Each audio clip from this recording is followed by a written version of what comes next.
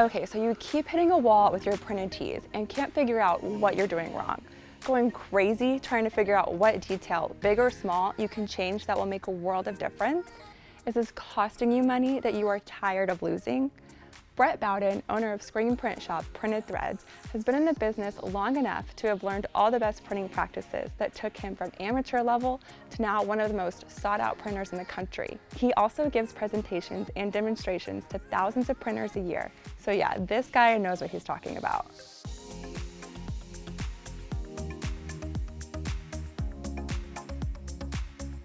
A perfect print is really subjective on the message that is trying to come across to be delivered by this t-shirt.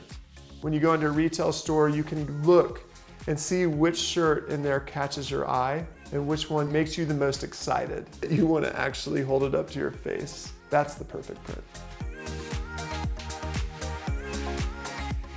I see people comment that we always make the softest shirts. And maybe that's true, but the reality is we steer people to using soft shirts because we don't quote the lower level tiers of garments for our customers. When a customer comes to us and says, we want a shirt, or we want 100 shirts, or we want 10,000 shirts, we say, use a BELLA+CANVAS 3001. That's a great basic shirt. It's not that much more expensive, but what you receive out of that in the long run is huge. The amount of impressions that you'll get, the amount of people that will actually wear the shirt and maybe even call it their favorite t-shirt is gonna be such a huge number. It's gonna pay in dividends down the road. So maybe the proper person to ask about what the proper questions to ask about design are would be a designer. And so we have a very special guest here. Alex, the creative director of Printed Threads, is gonna come up here and tell us how to design the perfect t-shirt. Alex, any advice for other designers out there that are trying to make perfect shirts? Yeah, absolutely. Intention is the biggest part about it. Are you doing a 5K? Because the ink that you use, even the way that you design, it should make it specific to that event. So if you're running, you don't want a huge block of ink. Even if you have to use plastisol, you don't want to have a super big block of plastisol ink while you're running this marathon. So how can you design around that using the materials that you have to make a great shirt that functions and is also fashionable? What is the shirt's purpose and how can you design and give it support for that purpose? Let's go check out production and see why it's so important for customer service and art to all get along so that production can print some awesome t-shirts. Once our customer has decided on the shirt that they want to use, the designer is going to design a design that will work well on that shirt. And we have to make a decision at this point what type of ink we're going to use. If it is a 100% cotton shirt or a shirt that will discharge well, we might use discharge so that we get a nice, bright, and soft print. Or we might use a water-based ink.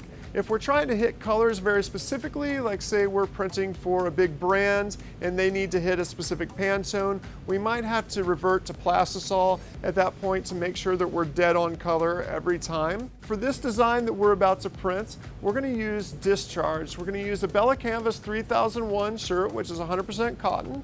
It's gonna be a black shirt, and we're gonna use 7 different colors of discharge ink to print on this shirt, and you're gonna see the magic happen right in front of your eyes.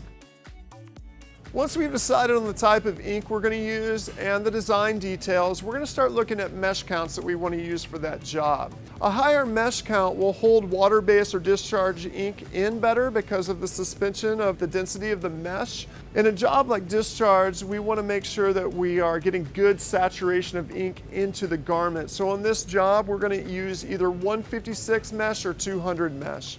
If we had a job that was plastisol and a lot of tiny little dots, or even discharge with a lot of tiny little halftones, we're gonna up that level to 230 or 280 mesh. But specifically for this job, we're gonna use 156 mesh to make sure we're getting really good saturation of that discharge ink into the garment so that it'll look really good on the other end.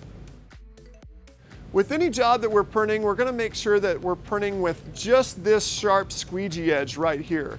We want to make sure that as we put the squeegee in the mesh and it's pushing against the mesh across the screen that we're just using that sharp blade to shear off that ink. If we're mashing too hard, the side of the blade will touch the mesh and it'll mash that ink through and give you a really bad print.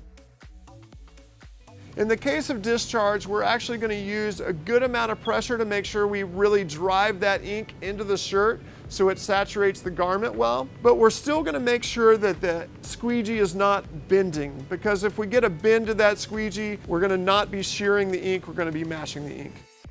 With Plastisol ink, we can use a little bit less pressure because we want the ink to really sit on top of the shirt with Plastisol ink versus water-based or discharge where we're trying to drive it into the shirts. So we're going to use a little bit less pressure and we're going to just shear that Plastisol off on top of the garment. All right, so we want to make sure that we always get a proper cure on all of our t-shirts. 320 degrees is where ink cures so that it won't wash off the shirt when your customer gets it home, and that's not what they want to happen. With discharge ink or water-based ink, we need a longer dwell time so that the water evaporates out of the ink before it gets out of the dryer. Water evaporates at 212 degrees, so while there's still water in the ink cannot get up to 320 degrees. So we slow down that belt speed, make sure that the shirt is in the dryer for a nice long time to evaporate all of that water out so that it can heat up to 320 degrees. Now we've got a couple tools here to make sure that our ink gets to 320 degrees, such as a temperature gun. This is an infrared temperature gun that when we point it at ink, we can make sure it gets up to 320 degrees, but this is not foolproof. If you want a nice foolproof way of knowing that your dryer is properly heating up your ink to 320 degrees, you can use something like this. This is a donut probe that you sit in your ink as it goes through the dryer, and it'll give you a readout of what temperature your ink is actually getting up to. We want to make sure that it gets to 320 unless we're using a low cure ink, which will cure at a lower temperature. But most inks, Plastisol or discharge or water-based, are going to cure at 320 degrees. And then the final part of this whole process is just checking back with your customer. Maybe you set a time frame, 30 days, something like that, and check with them, see how it was, because if they loved it, maybe they tell you they loved it. Ask them to review you on Google or something like that. And if they didn't have a great experience, this gives you a chance to hear from them about how you can do it better and make it right next time. I hope these tips were helpful to any of you screen printers out there looking for that extra bit of information you've been searching for to improve your printing process. Did we answer all of your questions? If not, leave them below and we'll do our best to answer them, or we'll direct you to another expert. And keep an eye out for next week's video because we're asking Brett the tough questions all about money. Be sure to subscribe.